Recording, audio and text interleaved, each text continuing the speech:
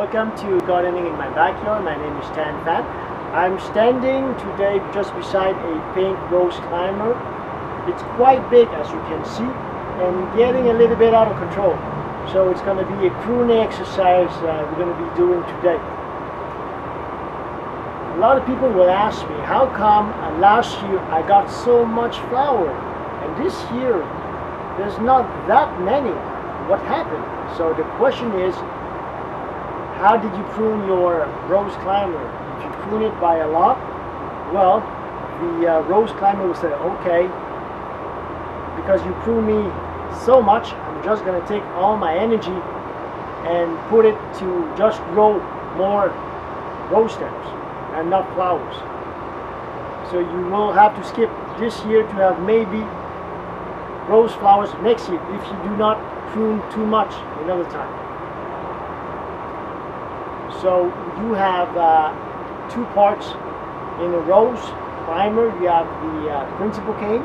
These are the stems that are bigger and they are starts from the base.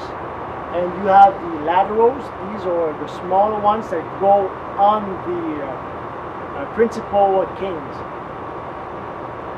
And the principal cane you should never, and I say never, prune than no more than 1/3.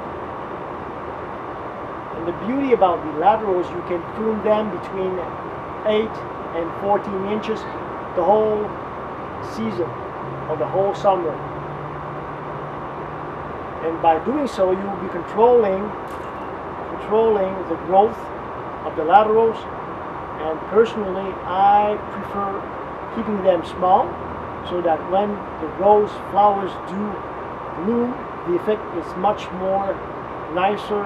It has more impact than having laterals 5, 6, 7 feet going crisscrossing and everywhere. Because if you do let your laterals grow naturally, some will grow 4, 5, 6, 7 feet. So the important thing is now to prune it back between 8 and 14 inches, and you will see it will have a naked feeling to it.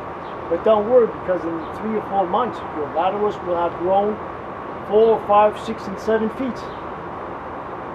It's amazing how fast rose climbers can grow. So please follow us. We're going to be performing a pruning exercise on this beautiful rose climber. So we will be taking out all of the dead canes here, and there's quite a few.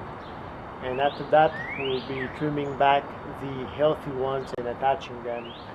We have here a principal cane, and we have pruned back all of the laterals between 8 and 14 inches. And what will happen sometimes is that a part of your principal cane will die out. And what you can do is you cut the part that is dead, and after that you take one of the laterals and you leave it to grow so that it continues and becomes a principal cane. We are now cleaning the base of the rose climber. You should take out the canes that are dead, the canes that are damaged, and the canes where you see there's no much growth coming out of them.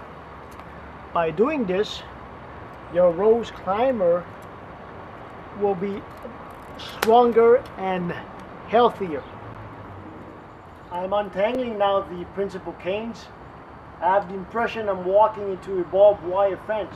So it's very important that you do wear long sleeves to protect your arms, because if you do not, well, you're going to have to use a lot of hydrogen peroxide to disinfect the hundreds of scratches you would have made to both of your arms.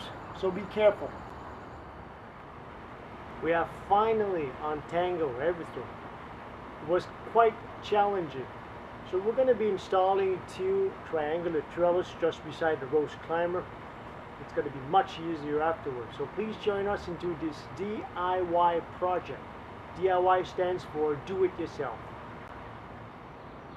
We're going to be using these 2x4s to make the triangular trellis. These 2x4 came from the pergola that came down last year. We're going to be cutting the strips and assembling them afterward. And always remember to put your safety glasses on when you're using power tools.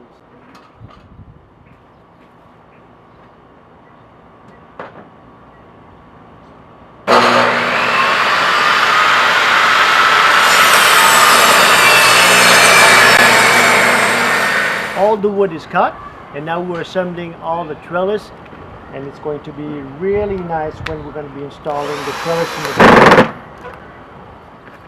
There is a little bit of relocation of plants to do, and afterward we're going to be able to install the two trellis. We have finally installed the trellis. The rose climber has found a home, and I would call this the Cadillac of trellis. So I hope you enjoyed the show. Thank you for watching Gardening in My Backyard, and see you next time.